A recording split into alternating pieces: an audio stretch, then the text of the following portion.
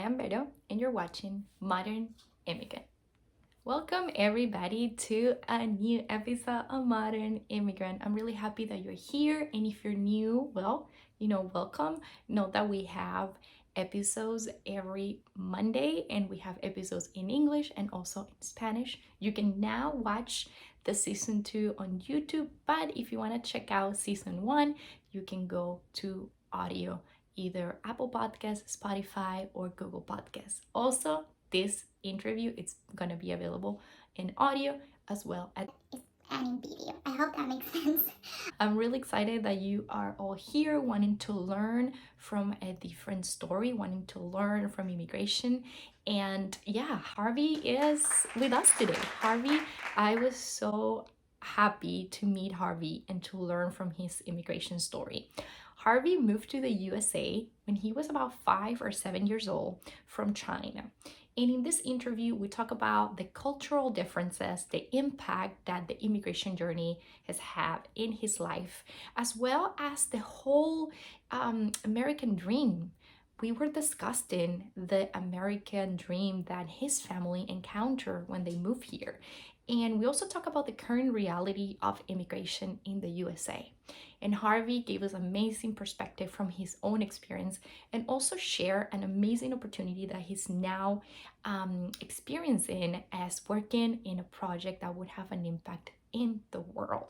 Harvey is also a law student right now, and we talk about his experience. Why is he so drawn to learn more about how can he impact the future of this country? So I'm just so happy, and I'm so excited to hear stories like Harvey's, because I know that there's a lot of people that are immigrants and that their immigration story have been able to shape their life in a positive way, and that's amazing. So I'm excited that you're going to learn more from Harvey's journey.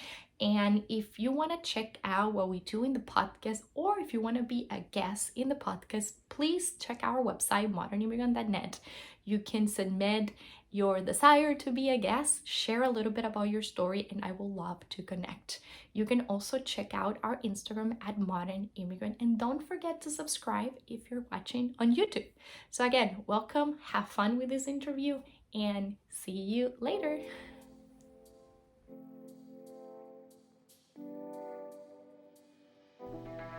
Welcome everybody to a new episode of Modern Immigrant. I'm so excited that I have the opportunity to talk to Harvey today. Harvey, welcome. Hi, thank you so much for having me here. Yeah, I'm so excited that we were able to connect, and I can't wait to hear a little bit more, not a little bit more about your story, because I only heard a little bit when we chatted over the phone. So thank you for making the time and the space and the courage. I think it's not easy to share someone's immigration story. So I appreciate that you're willing to share with our listeners that want to learn more about immigration. Yeah, definitely. It's my pleasure for sure. Thank you. And Harvey, I would love to start, hearing, when did your immigration journey start? How was that process? And then we can kind of go from there. I'm sure we're going to have a lot of more questions. Yeah, definitely.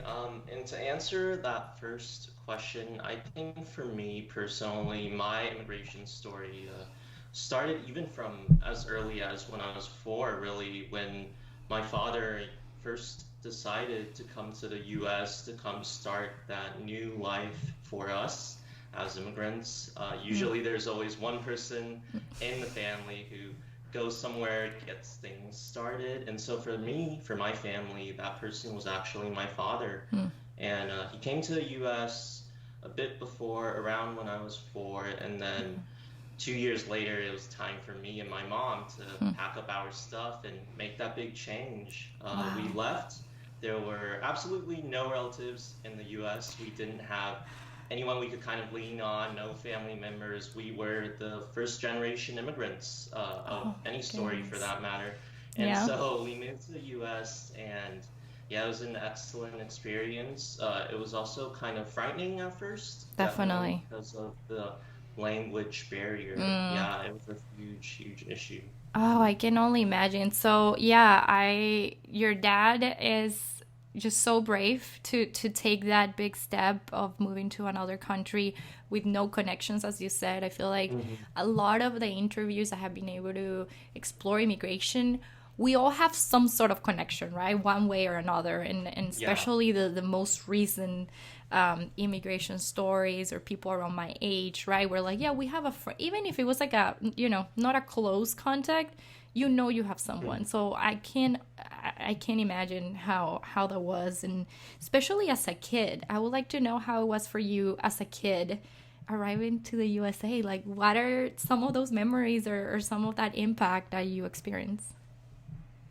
Yeah, definitely. When I first came to US around 6 years old, I mean, just I think for a lot of Mm, people, they experienced this huge culture shock coming into US, coming into a foreign country, whether it could be the US or another country, really, you'll always see some kind of difference in the culture and mm, not only the language, but the way people greet each other and the way people talk. And for me, being the 6 year old that I was at the time, wow. coming here, attending first grade, going through classes, seeing teachers become so friendly all of a sudden, it was a little bit shocking because when I had preschool lessons back in China, where I originally come from, Hmm. I would say definitely the teachers were a lot more strict. They were a lot more Really? demanding of their students. Yeah.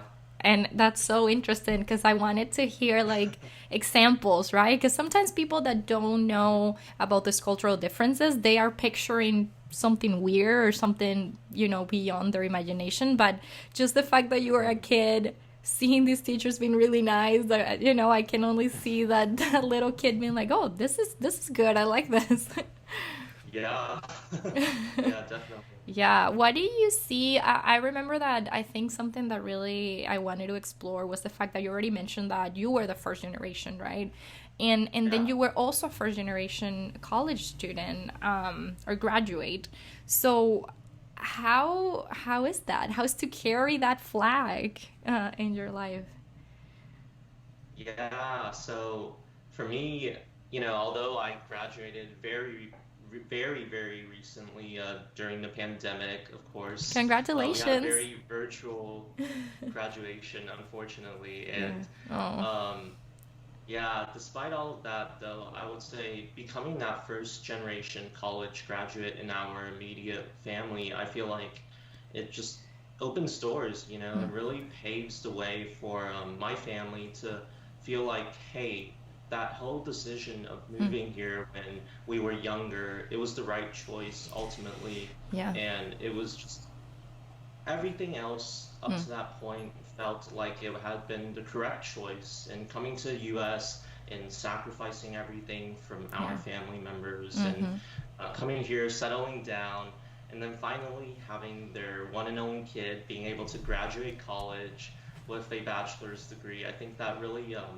is a Yeah. huge accomplishment for my parents in their eyes, and also an accomplishment for me as well. Definitely. Congratulations. And it is really, I'm Thank glad that you're touching into this, which is, the confirmation that we did the right thing. Because I feel like as you. Hmm. immigrants, we do tend to, I wouldn't use the word regret, but we do think about it, right? About the options that we had, and what if, right? What if we would have stayed? What if we didn't make the decision? Hmm. And I wonder if at some point you felt like your parents weren't sure about the decision of moving to the US, or you felt like they were always Hmm. like 100% this is it, because I'm sure they started to see some issues and struggles and cultural shocks.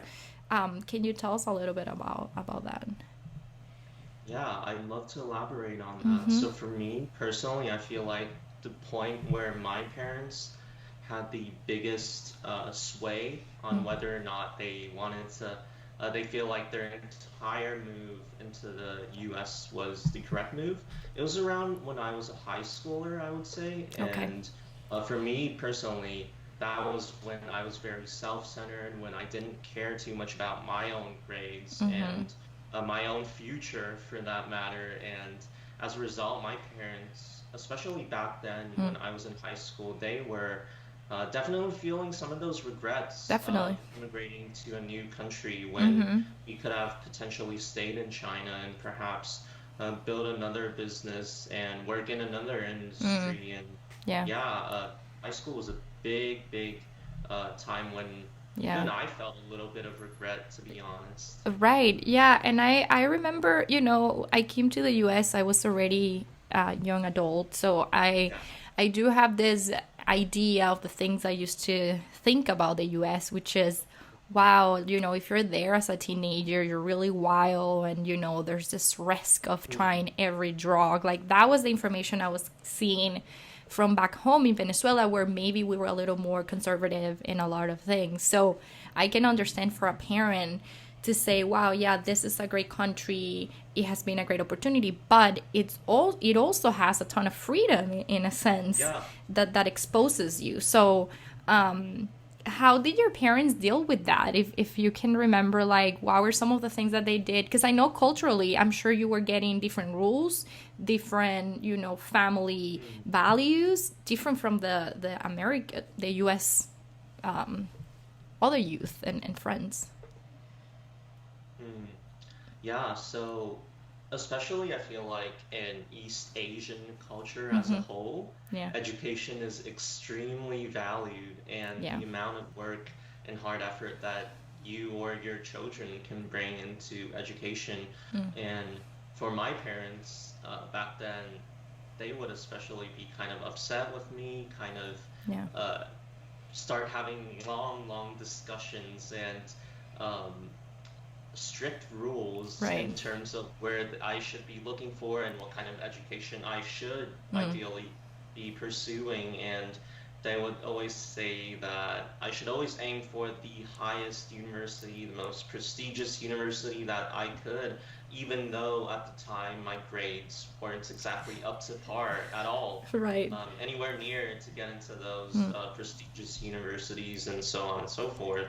And Yeah. so I remember they would often have very strict Mm. discussions with me, very stern tone Yeah. around those discussions. So yeah. Yeah, yeah, that's interesting, and I think this really goes really well with the next part that I want to explore, which is the Hmm. cultural references, right? Like, yeah, we're talking about values and how it was in your family, how they were raising you, Right. which I know it was different from any other culture. But yeah, how was growing up in the U.S. as an immigrant? Like, what were your cultural references? What defined you in a way when you were carrying like this two different set of Mm, cultures? yeah, for sure. I would say, first of all, something I've noticed, especially about East Asian cultures, is our emphasis on the family rather Mm, than the individual. And yeah, I see a lot of media recently depicting that kind of East and West divide where one side it's about, especially if you look at America, right? You see a lot of things in the media from movies, from television shows that show, hey, it's the self-made man. It's the person that'll work hard for oneself and get yeah. yourself somewhere and pursue your own American dream, really. Mm-hmm. Whereas in Asian cultures, it's about, hey, these sacrifices I need to make, ultimately it's to glorify and honor the family or center around the others, the Mm, collective whole. yeah, So that was a huge reference point for me in yeah. terms of my own choices growing Mm-hmm. up, especially when I was younger, I think, that I would go through the path that most people of my culture would usually do, which is pursue the family values, pursue Yeah, the things for the collective whole, and go after fields that I notice at least a lot of East Asians go into, which are yeah. STEM related fields, and these are like Mm, science, technology, yeah. yeah, medical, and engineering. So Mm-hmm. yeah, definitely. Yeah, yeah, that has an impact, and I feel like as immigrants, and I can imagine your family really wanted to preserve that too, right? Because you're in a new country, and then you're like, no, I don't want to lose, these values. I don't want to lose my culture. So we kind of like Mm, get even more rooted to that, and with the kids that we want to have in that new country. So yeah, thank you for sharing that. I think that's really important, and I also wanted to know how was for you the process of learning English? Because I know you were a kid when you arrived, and a lot of people would say, "Oh, that was probably so easy, right? Like kids pick up languages so fast." But I want to hear your experience because I know each story is different. Yeah, for sure. For me personally, I would say because I used to, at least back in 11th grade, I used to be kind of extroverted. I used to love talking. That it was much easier to pick Mm, up the language when I was younger, yeah. and to go through that by speaking English Mm, in classrooms, by speaking English to my teachers. Back in elementary school, I managed to successfully pass ESL, I think, within the mm, first year that I actually attended a public school. great. Yeah, it was very, very easy to adapt to, I would say. Mm-hmm. And I was at the age where I can learn it um, at least decently well, Yeah. decently proficiently, I would say. Yeah. Yeah. Did you experience any kind of bullying as a kid, as an immigrant kid? When you, yeah, those first years, like would you feel like you felt like you were different in the classroom or at school? Mhm. I think I do notice, I would say, the differences between what I preferred and Mm, what perhaps, let's just say, quote unquote, more American kids or people that grew up in the American culture have preferred, mm, whether that's from food mm, choices or the things that we personally valued or talked about yeah. around the class might have been a little bit different. Mm-hmm. And growing up, I kind of did notice that divide. Ultimately, I got very, I would say, peer pressured into Mm, assimilating to the American culture, but hmm, at the same time, for me personally, because I had so many exposure hmm, to the American culture and so much exposure growing up all the way until this point, I would say I've kind of lost a lot of that hmm, more of a Chinese culture that I used to keep when I was hmm, younger, and perhaps ultimately, though, I would say in the recent years, it's gotten definitely a lot better. hmm. I've gotten a lot back into my roots. Yeah, in what Yeah. way? If you can give us an example, I think that's really interesting topic of, you felt that need to adapt, right? Like that kind of peer pressure, and you were also growing up in the U.S., so a lot of the things started to kind of click, right, and say, yeah, this feels like this is my culture, right? How would you say you started to connect more with your roots? Because I think a lot of immigrants, including myself, struggle with that, and I don't want to lose my roots, and sometimes I go kind of, Yeah. yeah, I don't know. I want to hear how was that for you to reconnect or come back to. Yeah, so for me personally, in the recent 2 to 3 years, because of the exposure that I get at a university where there are typically more international students Mm, and true. um, people that I can interact with in my, I guess, native language that I Mm-hmm. grew up with, which was Mandarin Chinese, and Yeah. being able to have that daily interaction, daily connection Yeah. with individuals that did speak my first language, I Mm-hmm. feel like I got a lot more exposure and I retained a lot of my Chinese, but also at the same time, I would say it does take effort. Mm, One does need to keep up with the news, read their yeah. native languages news often at times in order to learn more words or retain some words that we have not seen for a very, very long Yeah. time. How do you feel right now with the Chinese language? Do you think you manage to speak it and read it the same way as the English, or you see some sort of a difference? Mm.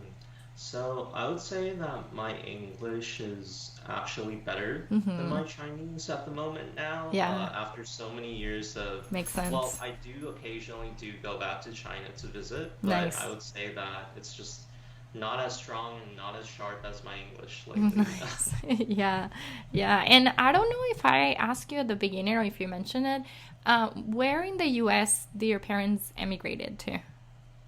Yeah, so we immigrated to a little suburb a bit north Mhm. of Dallas. It's called Plano, Okay. Texas. Yeah, because Hmm. that also changes the experience, right? Like being in a smaller suburb versus a bigger Hmm. city. And where did you go to school for your BA? In which state or city? Oh yeah, so I went to the University of Texas at Austin, Yeah. which is the capital of Texas. Yeah, I Hmm. have heard great things about Austin. I think I need to go Yeah, check it out. Yeah. for sure. It's got a great music Yeah, scene. that's what I hear. Yeah. And Harvey, I think we can't have this interview without talking about your parents and how big of an inspiration they have been in your life. So I don't know. I would love to hear how they have impacted you with their immigration journey and with the things they have been able to accomplish. Mm. Yeah, so I would say to date, perhaps Yeah. two of the hardest workers I've personally ever seen in my entire life. They've been my parents. And I wanted to tell you that for me to see their impact Mm. that they had on me, I saw it growing up, Yeah. of course, going to work every single day. I mean, Yeah. when I was younger, they would not take a break for most days of the year except Wow. for Christmas and Thanksgiving. Yeah. They had to leave all of their relatives behind, start completely anew to a foreign country where they did not learn about the language prior to coming. Well, besides the basic English courses that you could take Right. from the books back in China, Wow. things weren't where there's such things as Duolingo Oh, the or apps. any of the Yeah. apps that people can take. Yeah, Yeah. exactly. And because of that, they came with a lot of courage and a Mm-hmm. lot of earnest and hard work to get somewhere for me, to get some sort of education for me where Yeah. they see America as this land of opportunity, as traditionally America has been for the past few decades, really Yeah. this idea of the American dream, where if you work hard enough, if you come and truly put your heart into it, you can accomplish something, whether that's for your kids or yourself, really. So when I noticed how much work they've been putting and how much sacrifices they've been putting for me, I Yeah. decided in college to really kind of transform my own life and work ethic towards Yeah. getting some sort of future, some sort of um, yeah, future for my family. Mm-hmm. Hmm. Yeah, yeah, that's so beautiful that you were able. I don't think we all get to see the effort that our parents, did for us. I think Mm. sometimes it takes some years and for us to be old Yeah, enough and I feel like in your case, you were able to realize that at an early age, and that made an impact on the person that you are today and on the things that you want to for do. And sure. as you said, that you were like, yeah, maybe as a teenager you were going to like trying different things and like not being Yeah. as good with your grades, but then it's seeing that it's example at home of the going to work every day, responsibility, effort, which so many immigrants carry with themselves when they leave their country behind, right? It's such an Mm. amazing commitment. And yeah, it's amazing, and it's beautiful and inspiring, really. Mm. Harvey, what are you currently studying? And how do you think? Well, you said that you already completed it, but I know it's something's coming up as well.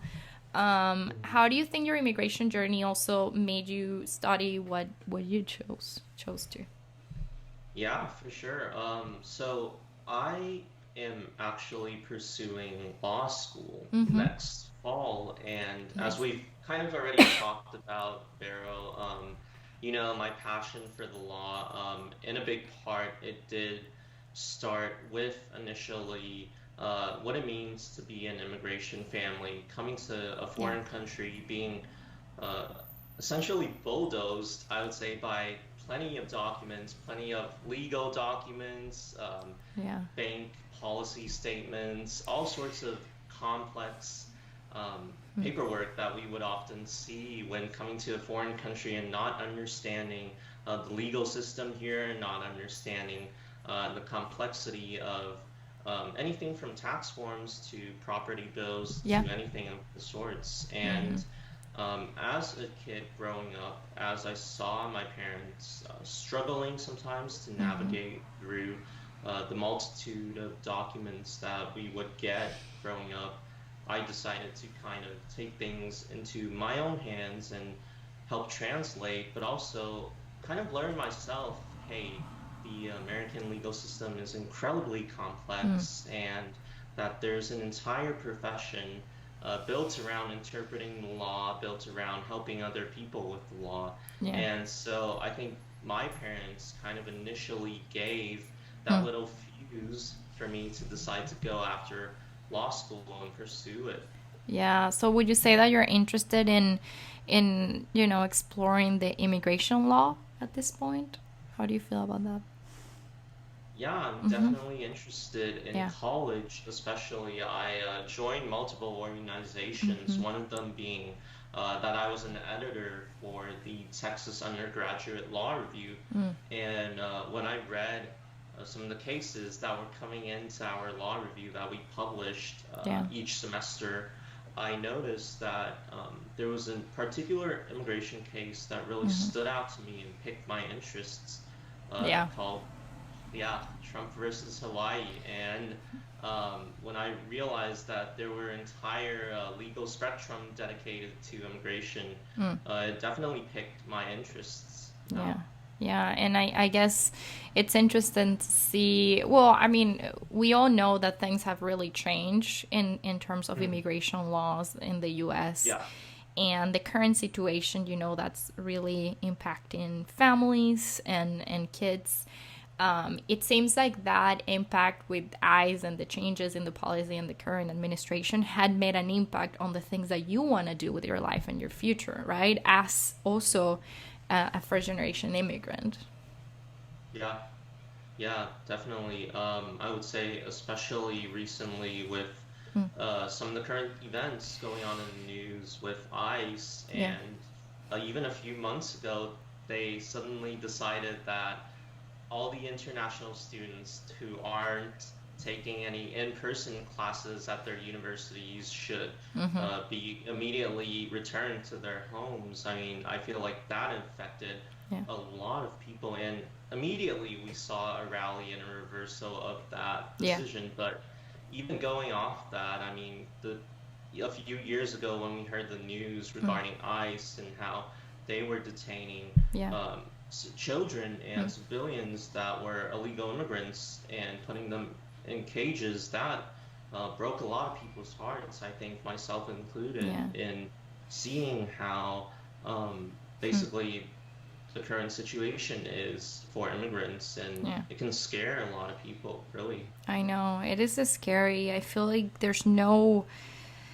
Yeah, currently, when you were Mhm. talking about the opportunities that your parents were able to find in this country, I was just thinking and wondering, what are your thoughts in the immigration today in the system, right? Do you see this Mhm. country as the land of opportunities for future immigrants as the current situation is, or you think that really has changed with the years? Because I think you experience a different US when you arrive. Yeah, yeah, definitely. I would say 100%. Mm. Immigration law, as you know, with any sort of legal system in the US, Mm. it's going to be fluid, it's going to change, there's going to be new regulations added. Yeah. And I would say when I first came to the US, it seemed very, very welcoming Mm. at the time and very open to having more immigrants come in. At the time, also, I think during the Bush administration, they were Mm. stating that it was very valid for not only boosting the economy, but also giving people opportunity to Yeah. settle in to the land of dreams, they would say. Yeah. So yeah, I mean, it's a very different world, a Mm. very different America, 20 years later, down the line. But yeah, it's been changing. Yeah, and I just feel hopeful to know that there's people like you that are going to be part of the future on the immigration laws and changes that hopefully we're going to be able to see. We definitely need more people like you taking control and supporting others and also making the changes, right? Because as you said, it's so complex to even For understand sure. how this works. And I know a lot of people have their opinions on why is immigration good or not. I which is a crazy debate that we need to be having, right? We're talking about human beings, and I think like at some point we're forgetting about that humanity aspect. I Yeah. recently watched the documentary Immigration Nation. I don't know if you were able to watch it. It's on Netflix. Mhm. Yeah, I actually recently just watched Yeah. part of it. I Mm-hmm. have not finished it yet, but Yeah, yeah. it's interesting that we can access that, and I'm not saying documentaries are what they say it's true or not, but I think it's important to Mhm. see the facts in terms of how things have changed, because that's exactly what we're talking about right now, For right? sure. The American, the past, the USA 20 years ago versus the changes we're seeing now. And I don't want to finish this interview without talking about your most upcoming and exciting program in the future. What's in Harvest Live? Because I know you share something with me that I think it will be great for others to listen on what's next in your professional career. Yeah, for sure. Thank you so much. So recently, I did get into Wild Gotcho and Manji's Legal Innovators program, and so I wanted to give a little bit of background Yeah. about the law firm that's sponsoring this. And so, Weil is what's known as a quote-unquote big law firm. Okay. It's dealt with a lot of high-profile clients, and Mm. it's well known for its handling of Chapter 11 Mm. and bankruptcy cases. In recent years, I would like to point out they were in charge of, well, at least right now, they are in charge of the Neiman Marcus bankruptcy Wow. case. And in the Amazing. past, they were known for the Lehman Brothers, Enron, and also Facebook's acquisition of WhatsApp. Oh, And wow. so Huge. they are a very well-known law firm. Mm. And so what they have done is they've chosen, say, 10 people from that must be already accepted into five law schools, Columbia, NYU, University of Pennsylvania, Duke, and Georgetown. Wow. And they essentially sent out all these innovators into leading nonprofits, some of them international even, and they basically let these innovators hop onto their team and Mm. work with them for the upcoming year. So for me, I definitely had the pleasure of being selected, and it's been incredible so far. I've been placed on an international non-for-profit called Earthwatch, and we're essentially investigating into the current climate change situation, and I'm Wow. placed on an air pollution program to fight against uh, air pollution and also work towards the United Nations 17 Sustainable Development Goals, Oh, wow. particularly the Sustainable Cities and Communities Initiative. So I'm very, very excited to be a part of Earthwatch, and I'm going to do my best this year moving forward to Yeah. kind of help them and also kind of broaden my own work skills as a future attorney. Definitely. Congratulations again. That's huge. It is so amazing that you were able to get into that program. And as I said before, like just being part of the change in topics and areas that we need so much. I think it's really inspiring for anyone that's listening to this, to see that you can pursue those dreams and you can really accomplish them with effort. And yeah, I really appreciate that. And I want to ask you, how are your parents doing right now? Yeah, I mean, they are doing pretty well Nice. recently. We're just taking the necessary precautions Yep. whenever there's groceries. Sometimes I would personally go out, of course. Great. We're taking precautions to wear masks to avoid going to those busy, crowded areas and trying to stay at home as much as possible, really. Yeah, well, just tell them that I'm so I'm inspired by their story of immigration as well, that I only heard a small part through yourself. And I'm really glad that they were able to, arrive to this country in a way that was welcoming at that time. Yeah, yeah, Yeah. for sure. Thank you so much. Really, Harvey, this has been such an amazing opportunity to be able to talk to you, to be able to explore your immigration journey. I seriously thank you so much. No, the pleasure is all mine, Vero. It was absolutely a blast to have me here, Yeah. and I loved every single second of it. Oh, thank you.